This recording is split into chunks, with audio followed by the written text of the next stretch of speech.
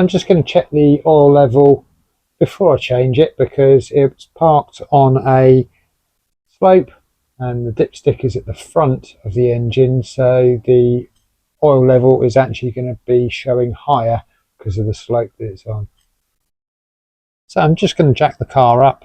Make sure to refer to your manual to make sure you know where is the correct jacking location on this car. I can see that this has previously been jacked in the wrong place and it's bent one of the sill edges over. You can normally tell because where the sill meets the body, it's a double skin there, and it's reinforced. There'll be a couple of indents either side as well to signify where that is.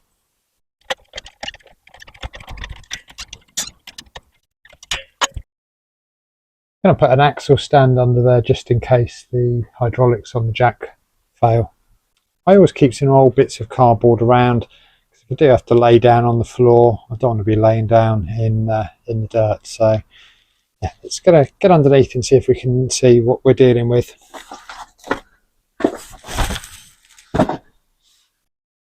So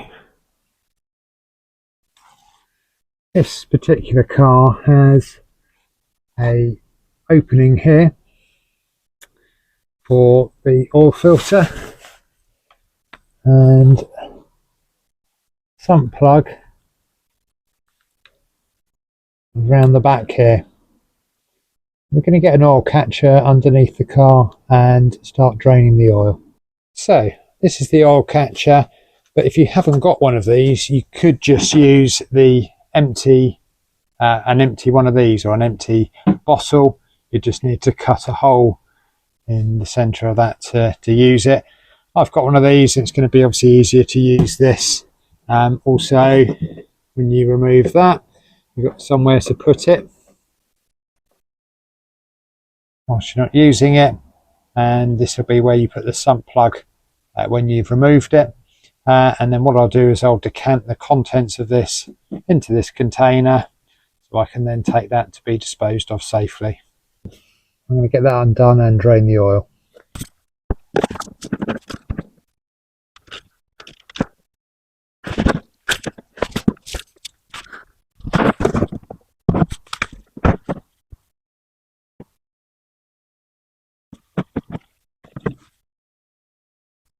So I ordered a new sump plug for this as well. Comes with a new sump plug washer.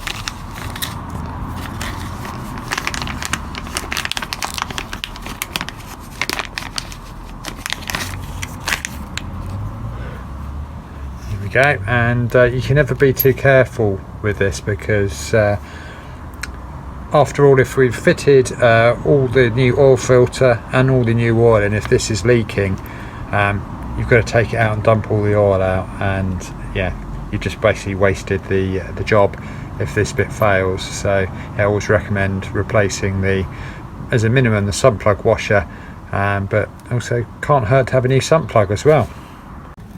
So this is the old sump plug, and bit dubious over this, not because the sump plug was any good, but you can probably see that the washer on it is a plastic washer, and it's probably gone hard over time, so it may have resealed, but it may have caused a leak. So that's the reason I've replaced the sump plug. So I have refitted the sump plug with a new one with the new sump plug washer, and just got to get to the oil filter now. It's a 10mm nut to undo this flap.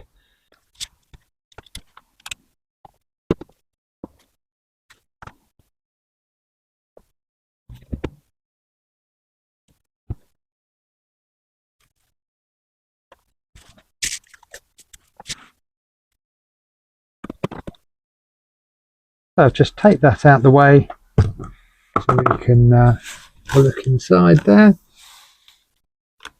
at the oil filter. You can see it up in there.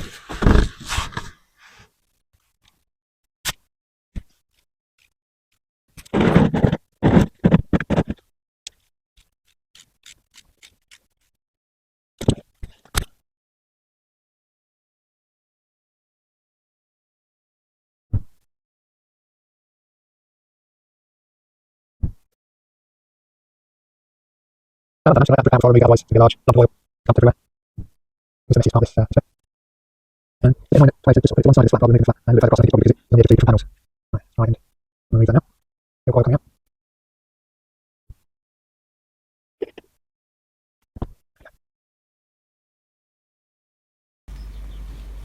So I'm kind of stuck at the moment because this filter does not match that one, but I'm not 100% sure whether I have got the right one or the wrong one.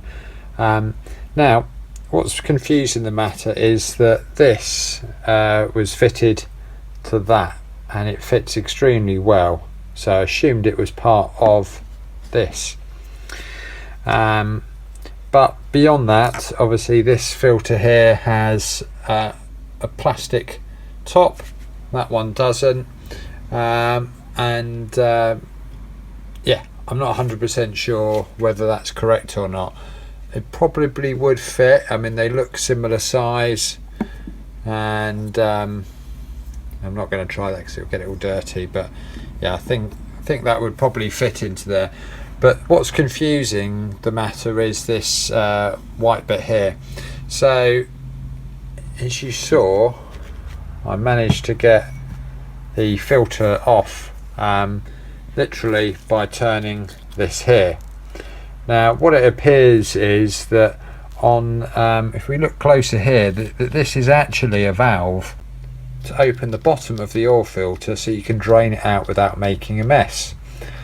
But I've tried loosening this with a 1/2 inch drive and it does not want to budge.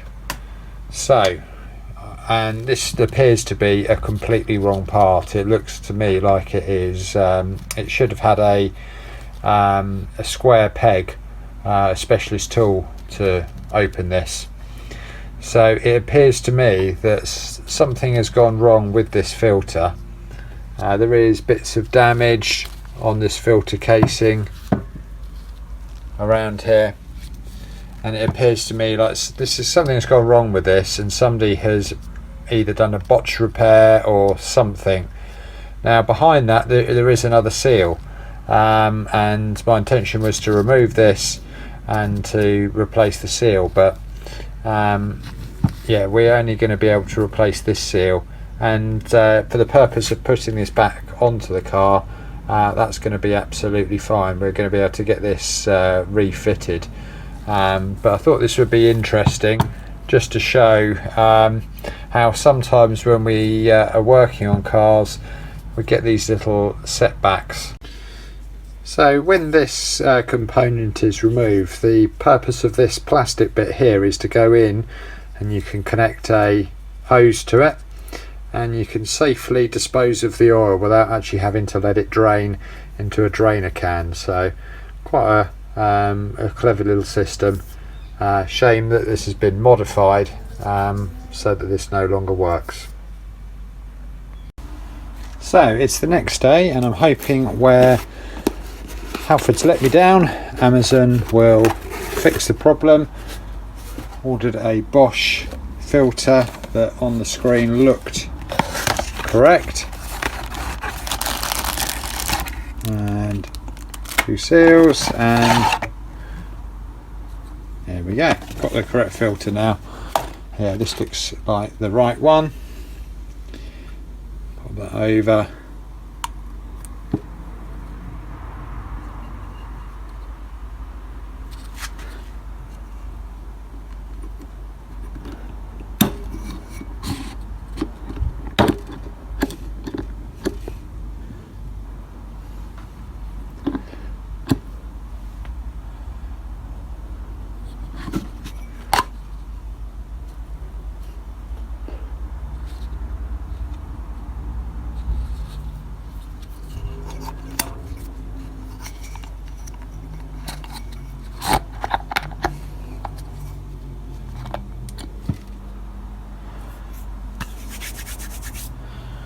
There we go. Now I'm just got to get that fitted to the car and replace the O-ring. Again, this filter comes with one of these nozzles that Should this bit be functioning, you'll be able to let the oil out without making a mess. And as I said before, the other seal that's in there is for the bottom bit, but I'm not going to be interfering with this end of the oil filter casing because it wasn't leaking before, and I don't know what's going on in there, so best well leave that alone.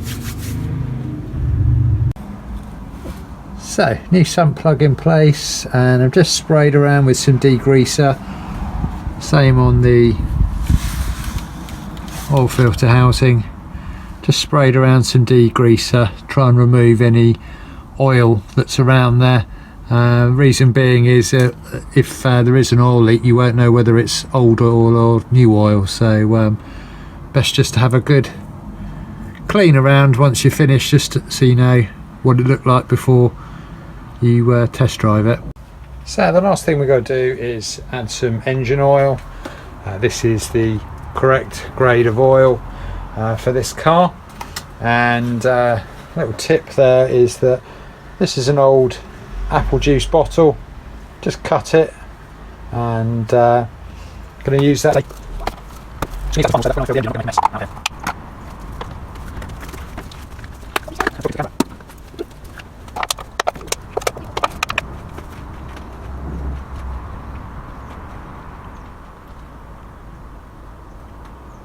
So I put 5 litres in. This engine holds, I think it's 5.9 litres, and just dipping it on the dipstick there, you can see it's just on the bottom of the dipstick there, so we're going to need another litre to go in there.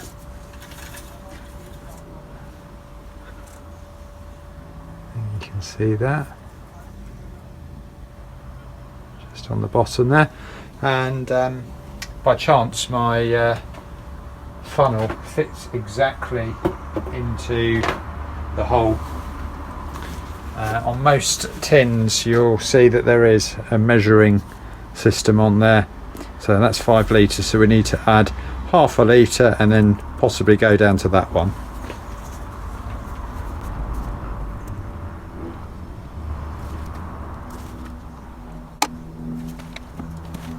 Right, we check that now.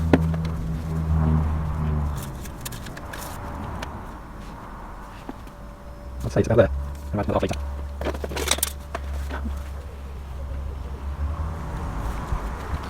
There we go.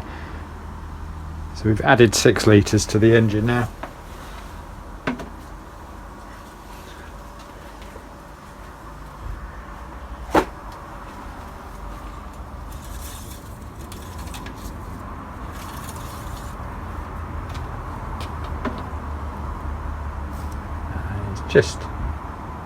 Just there, which is exactly where it was when we checked it before we did this.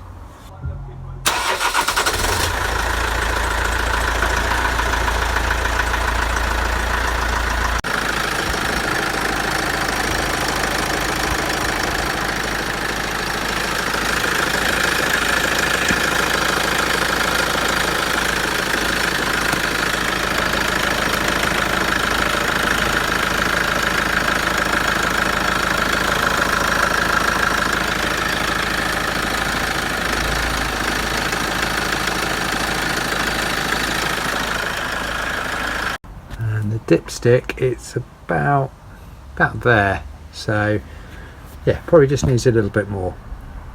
So just checking it one last time, and you can see it's roughly where it was before we started doing the oil change. I will check this on level ground just to make sure it is correct, but yeah, I'm happy with that. So a back off-road test, just going to check for any oil leaks. Firstly, under here on the sump area, then over here around the oil filter. So I can't see any oil dripping down, so that all looks good. One last check over here. So I've completed the oil change. Last thing we need to do is just record this in the service book there, and then we need to reset the service indicator, and I'll show you how to do that now. The service indicator light's not on at the moment because I've done the service early. It was due at 162,000 miles, or in 22nd of November this year, but I felt I'd had the vehicle for a year and wanted to get the car serviced, and the previous owner had also been doing about a year between services as well, so they obviously felt like it needed servicing as well. So it says in the manual to set this so it's showing the mileage. And that's what it says in the Toyota manual. And then to turn the engine off. It then says to turn the ignition on holding the trip meter reset button, which is this one.